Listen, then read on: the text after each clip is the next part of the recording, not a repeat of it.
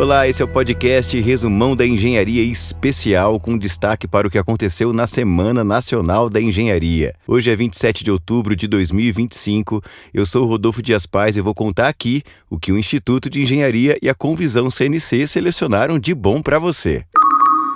Antes do especial da Semana Nacional da Engenharia, vamos aos 5 fatos que marcaram a semana no Brasil e no mundo. O presidente Lula encontrou-se a portas fechadas com o presidente norte-americano Donald Trump na Malásia. Ambos foram ao país para o evento da Associação de Nações do Sudeste Asiático. Porta-vozes disseram que serão abertas negociações econômicas envolvendo, sobretudo, tarifas impostas pelos Estados Unidos, minerais críticos, regulação de mídias sociais e data centers. O Brasil também prontificou-se a ser um interlocutor do conflito com a Venezuela. Os Estados Unidos deslocou para o Mar do Caribe navios, aviões e tropas de guerra e já bombardeou nas proximidades da Venezuela vários barcos sobre a justificativa de serem transportadores de drogas. Ainda na Malásia, Brasil e Indonésia, grandes produtores de biocombustíveis acordaram a intensificação da troca de experiências e tecnologias voltadas à preservação da biodiversidade e à expansão de energias renováveis. A ideia é reforçar o compromisso de ambos os países com a transição energética limpa e inclusiva. Foi estabelecido um novo arcabouço de cooperação que inclui pesquisas conjuntas sobre biodiversidade, mudanças climáticas, oceanografia e desenvolvimento sustentável. Também na Ásia, em Xangai, a China concluiu a construção do primeiro data center subaquático movido a energia eólica do mundo. A instalação utiliza o ambiente oceânico para manter temperaturas naturalmente baixas, o que reduz o consumo de energia necessário para o resfriamento de servidores. Foi projetado para funcionar inteiramente com energia eólica, de modo a diminuir significativamente as emissões de carbono associadas às operações de processamento de dados. Na área dos combustíveis fósseis, enquanto no Brasil foi dado licenciamento para a Petrobras pesquisar petróleo na margem equatorial, o barril teve forte alta no mundo. Foi consequência de mais um pacote de sanções à Rússia pelos Estados Unidos e Europa. O presidente russo, Vladimir Putin, criticou duramente o fato, que classificou como ato hostil do governo norte-americano, e afirmou que nunca se curvará a pressões de qualquer país, inclusive sobre a possibilidade de envio de mísseis Tomahawk para a Ucrânia. Putin disse que a resposta russa pode ser esmagadora. Mesmo com todas as sanções, a economia russa segue em evolução nos últimos anos, aparecendo entre as primeiras do mundo em crescimento do PIB. Por outro lado, a dívida pública norte-americana passa a representar cerca de 225% do seu PIB. O valor atual superou os 38 trilhões de dólares pela primeira vez na história. Desde o início do novo mandato do presidente Donald Trump, em janeiro de 2025, o aumento foi de aproximadamente 1,8 trilhões de dólares. Os dados são do FMI, Fundo Monetário Internacional. A Rússia registra hoje dívida de 16% do PIB, o Brasil 77% e a China 88%. Aproveite este podcast para anunciar seus produtos e serviços à nossa audiência qualificada. Certamente engenheiros e profissionais das diversas áreas querem muito saber o que a sua empresa pode trazer de benefícios para o setor de engenharia e construção. Cada episódio do Resumão da Engenharia atinge mais de 20 mil ouvintes em todo o Brasil e pode alavancar os resultados de comunicação da sua empresa. Não perca essa oportunidade. Entre já no site do Instituto de Engenharia e saiba como anunciar. De 20 a 24 de outubro, a sede do Instituto de Engenharia em São Paulo foi a casa da Semana Nacional da Engenharia 2025. No período foram realizados 15 seminários de alto nível, além da segunda edição do prêmio Melhores e Maiores Obras. Foi um panorama geral do que o Brasil está fazendo de positivo, com reflexões profundas sobre o papel da engenharia no desenvolvimento do país. José Roberto Bernasconi, ex-presidente do Instituto de Engenharia e eminente engenheiro do ano de 2010, moderou o painel sobre projeto, monitoramento e execução de obras de arte no município de São Paulo. Dele participaram o secretário da CIURB, Marcos Monteiro, a sua secretária adjunta, Adriana Boggio, e o presidente da SP Obras, Marco Alessio Antunes, além de Ricardo Borges Quer, presidente da ABS. Bernasconi destacou o excelente trabalho que vem sendo feito pela Secretaria CIURB e comentou sobre uma proposta de colocar a manutenção como política de Estado. Ouça um trecho. Não temos no Brasil a cultura da manutenção. Isso é absolutamente indispensável. Se valoriza fazer uma obra nova, depois se esquece, não se mantém. E com isso, por exemplo, no sistema viário de São Paulo, mas isso vale para o Brasil inteiro, nós temos a falta do acompanhamento, do envelhecimento das estruturas. Então é preciso que haja uma manutenção permanente, cuidados permanentes.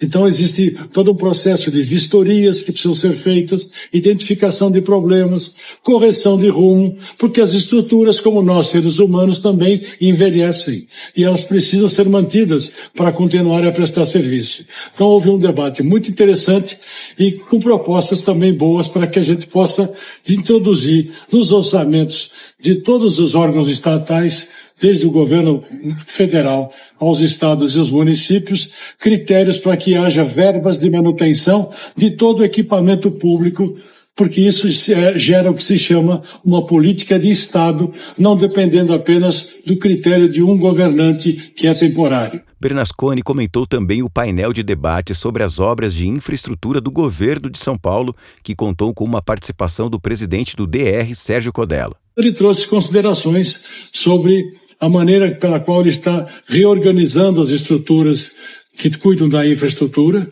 levando em conta não só a organização administrativa, mas também a boa aplicação dos recursos públicos, com planejamento, com orçamentos bem feitos, com licitações e depois obras bem feitas e bem supervisionadas e gerenciadas.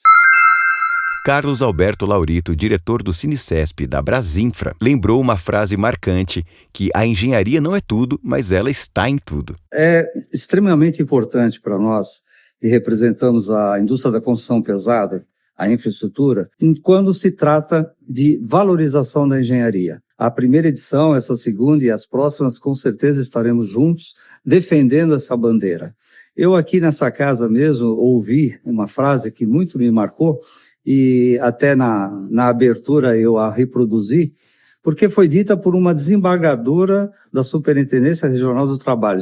Subentende-se que ela não é engenheiro, provavelmente uma advogada de formação. E ela disse assim: a engenharia não é tudo, mas ela está em tudo. E é verdade, o que nós aqui estamos fazendo, essa tecnologia sendo utilizada, é obra, é fruto, nasceu de um engenheiro, nasceu da engenharia.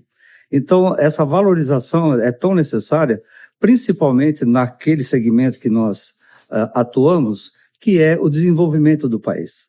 Isso é outra frase também de amplo conhecimento. Nenhum país se desenvolve, cresce, sem que tenha a sua infraestrutura montada. Há exemplos diversos no mundo, os mais recentes, lá no Oriente, a China e outros. Um tema que permeou todos os debates foi a escassez atual de mão de obra, sobretudo de engenheiros. Isso está sendo rotulado como um verdadeiro apagão. Laurito deu sua visão. A mão de obra, que é o tema que discorremos hoje, que tanto debatemos, é fundamental.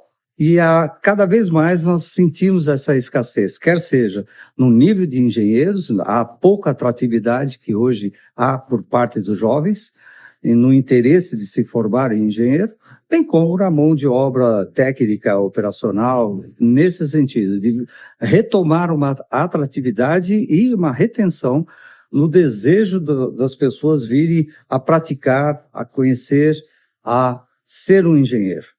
Dados que foram pronunciados ainda hoje no painel mostram que a cada 100 formandos que ingressam numa faculdade querendo fazer engenharia, ao longo dos 5, 6 anos de curso, dos 100, apenas 35 se formam.